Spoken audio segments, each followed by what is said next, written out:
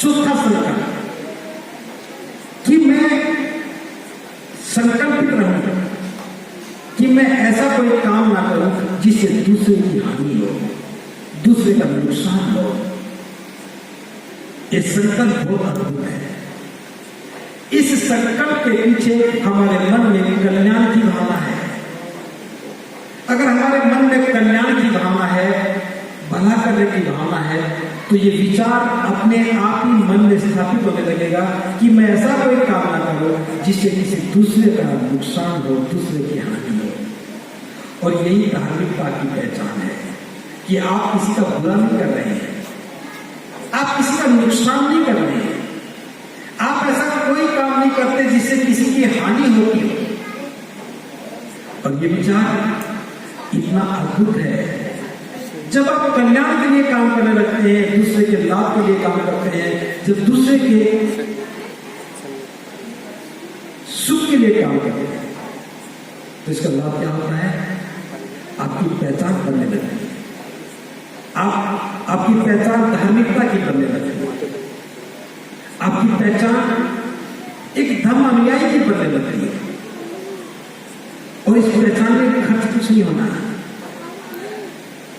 कल्याण की भावना से काम करो। कोरोना काल में मैं देख रहा था दूर बैठ करके, क्योंकि मैं भी व्यस्त था। पहले पंद्रह में रहा, फिर अलीगढ़ में रहा।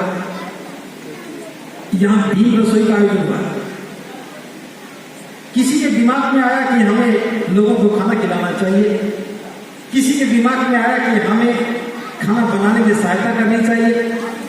किसी ने कुछ दिया होगा, किसी ने पैसा दिया होगा, किसी ने आटा दिया, किसी ने बनाया, किसी ने खिलाया।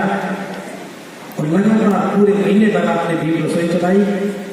ये कल्याण की भावना थी। मैंने रसोई को देखा नहीं, लेकिन दूर बैठ करके अनुभव कर रहा था कि आगरा के लोगों में धर्म का प्रभाव है। मैंने धनौली के लोगों को देखा जो वहां से राहगीर पैदल जा रहे थे, दूसरे प्रदेश के लोग पैदल जा रहे थे, तो धनौली के युवा लोगों ने खाना बना कर उनको बांटा। पूरे देश में धर्मभूमि के 60 से ज्यादा केंद्र कोरोना काल में राहत सामग्री के अंदर काम कर रहे थे। कल मैं दिल्ली में था, वहां में पता लगा वहां भी 10-11 जगह पर धर्मभूमि के कार्यकर्ताओं ने राहत सामग्री का वितरण किया। जो 18 मार्च के लिए पैसा इकट्ठा हुआ था, उस पैसे से उन्होंने राहत सामग्री बांटी। 18 मार्च का कार्यक्रम नहीं हो पाया, लेकिन उस पैसे से राहत सामग्री के ऊपर बड़ा काम किया। तो ये कल्याण की भावना से किया गया काम है। और जो कल्याण की भावना से काम करता है, वो कभी भी ऐसा काम नहीं करेगा जिससे दूसरे का अहित होगा, दूसरे का नुकसान होगा। तो ये हमारा चौथा संकल्प होना चाहिए कि हम ऐसा कोई काम ना करें जिससे दूसरे का नुकसान हो। और पांचवा संकल्प कि मैं इच्छा रहित जीवन जी। इच्छा रहित, इसमें थोड़ा सा आपको संशय हो सकता है। आप कहेंगे इच्छा रहित रहेंगे तो फिर कैसे काम चलेगा? इच्छा रहित का मतलब ये नहीं है कि हमारी इच्छाएं ना हो। इच्छाओं का मतलब है हमारी तृष्णा ना हो, हम चीजों के पीछे ना भागे। आज हम 1000 रुपया कमा रहे हैं तो कल तो मुझे 2000 ही चाहिए, परसों मुझे 5000 ही चाहिए। अब तो मैं दिन के 10,000 कमाऊंगा तभी चैन लूंगा। मेरे पास एक कार है, छोटी कार है, तो बड़ी कार आएगी तभी चैन लूंगा। अभी मैं बीच वाली बस्ती में रहता हूं, तो मैं आवास विकास में जाऊंगा तभी चैन लूंगा। ये प्रश्न है।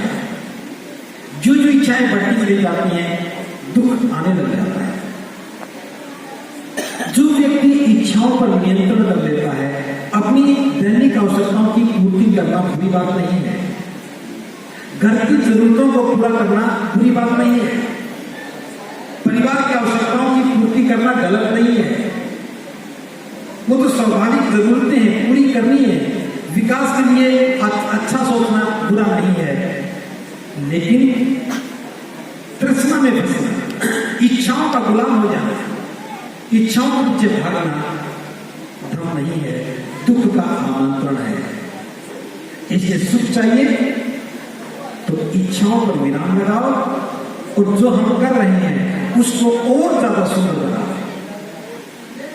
जो व्यक्ति धर्म के स्वभाव में, धर्म के प्रभाव में, धर्म के व्यवहार में काम करने लगता है,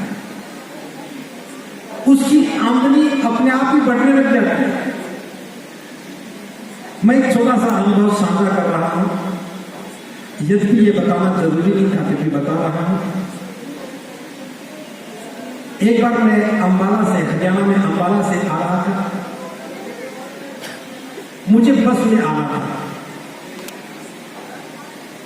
कई बसें आई, सब फुल थी, जगह नहीं मिली। काफी देर इंतजार करने के बाद जो मुझे छोड़ने के लिए आए थे, मैंने कहा कि ऐसे तो बहुत समय लगेगा, और मैं एक बस में चल गया। उसमें कोई सीट खाली नहीं थी, हम तो लोग थे। मैं थोड़ी देर खड़ा रहा, एक अधेड़ उम्र का व्यक्ति था, वो खड़ा होकर कहा कि महाराज जी आप यहाँ बैठे। मैंने कहा नहीं, तुम्हें खड़ा करके मैं नहीं बैठूंगा, अगर बैठेंगे तो दोनों ही बैठेंगे। हम एक ही सीट पर बैठ गए। थोड़ी देर के बाद उसने बात करना शुरू किया। उसकी इच्छा थी कि वो जाने, वो पहचानता था कि मैं बहुत लिखूं हूं। थोड़ी देर के बाद मुझे पता लगा कि वो बड़ा व्यापारी था। 3 घंटे तक लगातार बात करते रहे। चलते वक्त उसने मेरे से फोन नंबर नहीं लिया, मैंने उनका नहीं किया। 3 दिन बाद ही मेरे पास फोन आया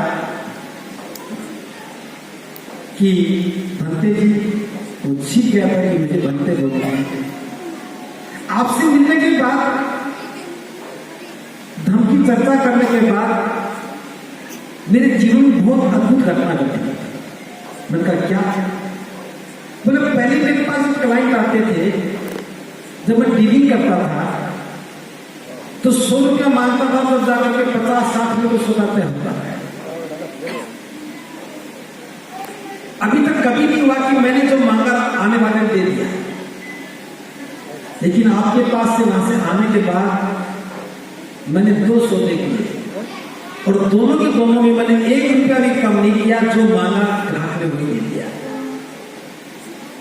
ये क्या है? मैंने कहा कि धर्म का प्रभाव है। पहले तुम ये सोच के काम करते थे कि ग्राहक आएगा तो मैं ज्यादा मांगूंगा तो वो कम करता चला जाऊंगा, आपने ज्यादा मांगना शुरू किया होगा।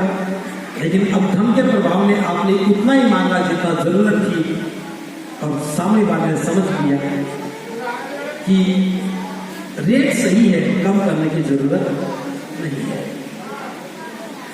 धर्म का प्रभाव कारोबार को आगे बढ़ाता है, कारोबार को आगे बढ़ाता है। आप धर्म के स्वभाव से काम कीजिए, कभी घाटा नहीं होगा।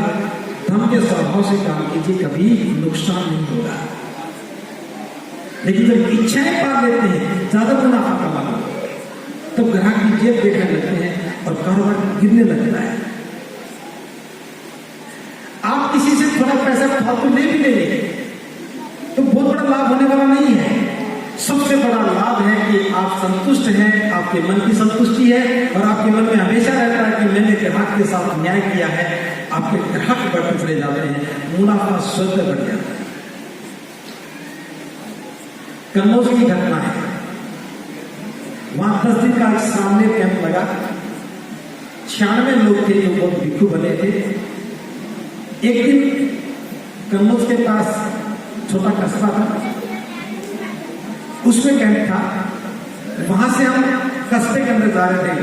कैंप खेतों में लगा हुआ था, स्कूल में थोड़ा ज्यादा दूर था। एक एजेंसी थी, ट्रैक्टर वाला एजेंसी का मालिक था, शाक्य था, और कैंप में ज्यादातर लोग शाक्य थे।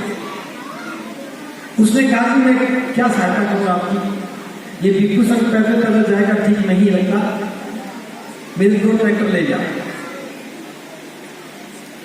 उसने 2 ट्रैक्टर दे दिए, एक के साथ ट्रॉली थी लगा दी, एक वैसे ही। और हम उस रास्ते में गए, वहां से लौट करके वापस आ गए। अगले दिन सुबह सुबह वो व्यक्ति कहने में आया,